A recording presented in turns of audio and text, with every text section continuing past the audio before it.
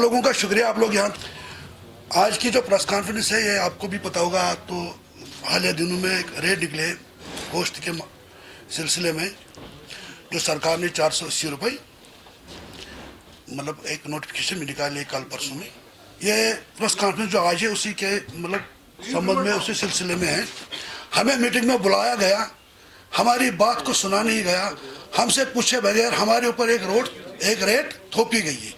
यह उसी सिलसिले में पिछले दिनों भी हमने एक एहतजाज किया था प्रेस कॉलोनी में, और आज भी हमने उसी संबंध में एक प्रेस कॉन्फ्रेंस का इनकार किया है। सरकार से 2-3 सवाल है, ज़्यादा हम कुछ पूछेंगे नहीं, कि पिछले 6 महीने से 600 रुपये गोश्त बिक रहा है मार्केट में, कंज्यूमर भी ले रहा है, खामखा का एक कन्फ्यूजन पैदा किया गया। अगर 600 रुपये के रेट में सरकार के पास कोई ऐसी इंफॉर्मेशन है कि ये रेट सही नहीं है, वो हमें कायल करे, वो हमें समझाए, वो हमें दिखाए कि कहाँ पे हमसे गलतियाँ होती है, हम उन गलतियों को दूर करेंगे।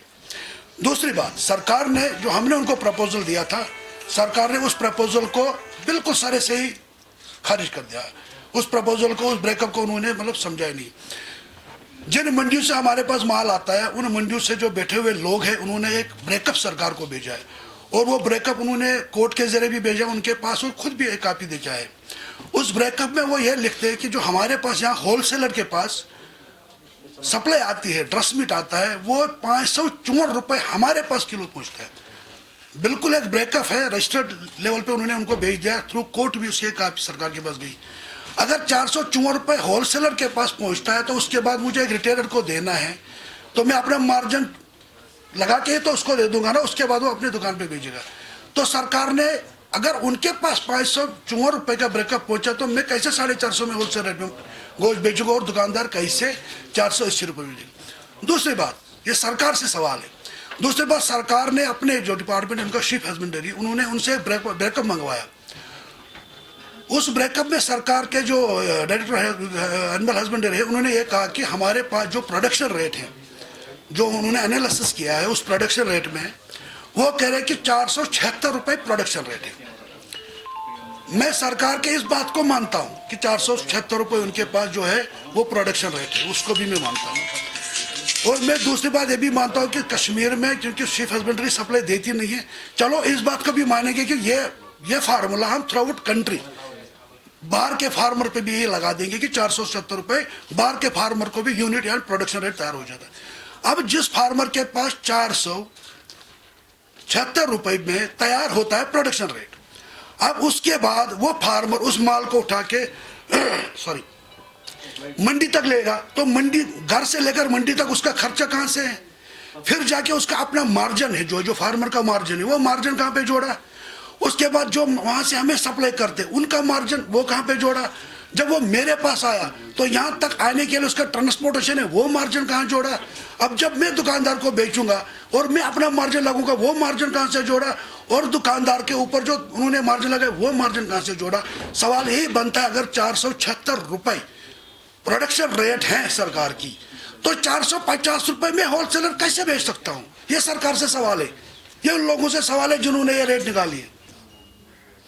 एक दुकानदार को उन्होंने 30 रुपये मार्जिन रखा है, एक दुकानदार को 12 रुपये कुछ पैसे खर्च आता है ड्रेसिंग करने के लिए, या मतलब ट्रांसपोर्टेशन दुकान पे लेने के, बिजली फीस के लिए, या जो उनको जो काटने के लिए बंदे होते हैं, तो वहां से लेके फिर 18 रुपये दुकानदार का खर्चा बनता है, मतलब प्रॉफिट बनता है। एवरेज 20 किलो दुकानदार बेचता है, तो ये 500 से 550 रुपये एक दुकानदार को दिन में मिलेंगे। उससे बेहतर दुकानदार वो किसी लेबर के काम में जाएगा, 9 बजे जाएगा, 4 बजे छुट्टी करके आएगा, 500 रुपये कमाएगा।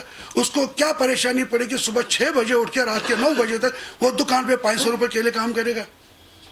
सरकार का ये तरीकाकार जो है, ये एक डिक्टेटरशिप अंदाज है, एक लाठीचार्ज तरीके से हमारे साथ रेड की गई और हम पे ये थोपी गई है ना। में तब अगर हम में कहीं गलत, हमने जो ब्रेकअप, हमारे लोगों ने जो ब्रेकअप दिया है, जो दिल्ली में लोग बैठे हैं, अमृतसर में लोग बैठे, उन्होंने जो ब्रेकअप, वो उस पर डिस्कस कर लेते, सरकार उनसे पूछती, सरकार एक कमेटी बनाए,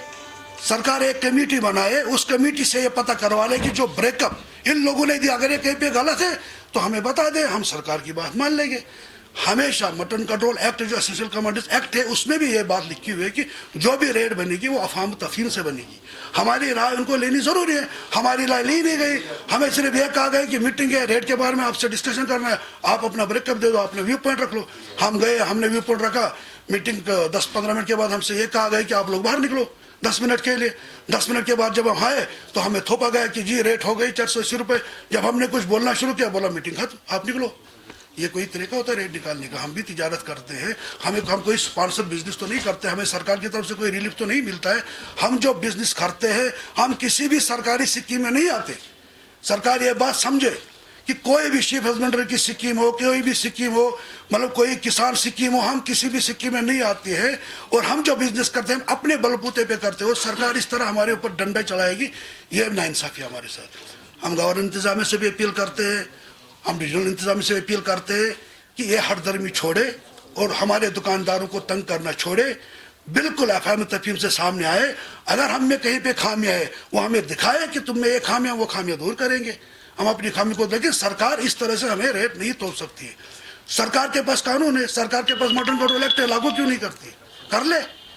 अगर सरकार को पता है कि खामियां कहाँ कहाँ पे, किस चीज से ये चीजें हो रही है, किस चीज से मार्केट अप हो रहा है, सरकार उस पर काम क्यों नहीं कर रहे? हमने तो सरकार को 12 ताउन दे के हमने सरकार को 12 बोला कि तकरीबन 2000 से 3000 करोड़ रुपए का हम हर साल बाहर के रियासतों से इंपोर्ट करते हैं। जब 370 की बात है, उसके बाद तो आपको पता कि हालात ऐसे थे कि कोई प्रेस कॉन्फ्रेंस नहीं हो सकती थी, मीडिया पे भी मतलब बंद था। हाँ, जो कोविड के बाद की बात कह रहे हैं, कोविड के बाद जब मार्केट अप हुआ तो उस टाइम भी कोई प्रेस कॉन्फ्रेंस की इजाज़त नहीं थी। लेकिन हमने डायरेक्टर सप्लाईज को उस टाइम भी इन्फॉर्म किया, फ़ोन किया। और वादी के 2-3 अखबार जैसे कश्मीर उज़्मा, ग्रेटर कश्मीर, उनके नुमाइंदे, उनसे हमने बात की। हमने सरकार से वाजे दो अखबारों पर मुनसर नहीं, मैं आपको बताऊं, नहीं, KNS को हमने दिया, हमने उनको बताया। बताइए आप मुझे एक बार बताइए, आप आज अगर आप यहाँ पर प्रेस कॉन्फ्रेंस के लिए आए हैं, तब भी आप आवाज आपको उठानी चाहिए थी जब वो मटन डीलर्स बहुत महंगा बेच रहे थे।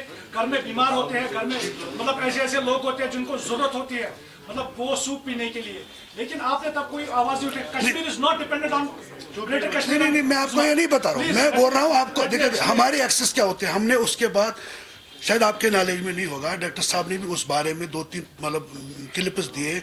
हमारी तकरीबन कोविड जब तकरीबन जून के बाद, क्योंकि जून तक तो कोविड में पाबंदियां थी तकरीबन फुली, जून के बाद आज तक हमारी तकरीबन 10 बार डायरेक्टर साहब से मीटिंग हुई। हम उनके साथ इस चीज़ में टच थे।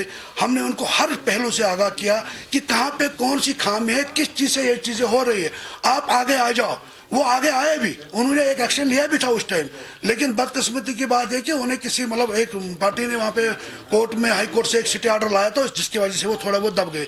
लेकिन हमने तब भी आवाज़ उठाई। दूसरी बात मैं आपसे कहूँगा कि मटन को अप और डाउन करना हमारे हाथ में नहीं होता है, क्योंकि हम डिपेंडेंट है बाहर की मंडियों पे। जो बाहर बिकेगा हम वही खरीदेंगे।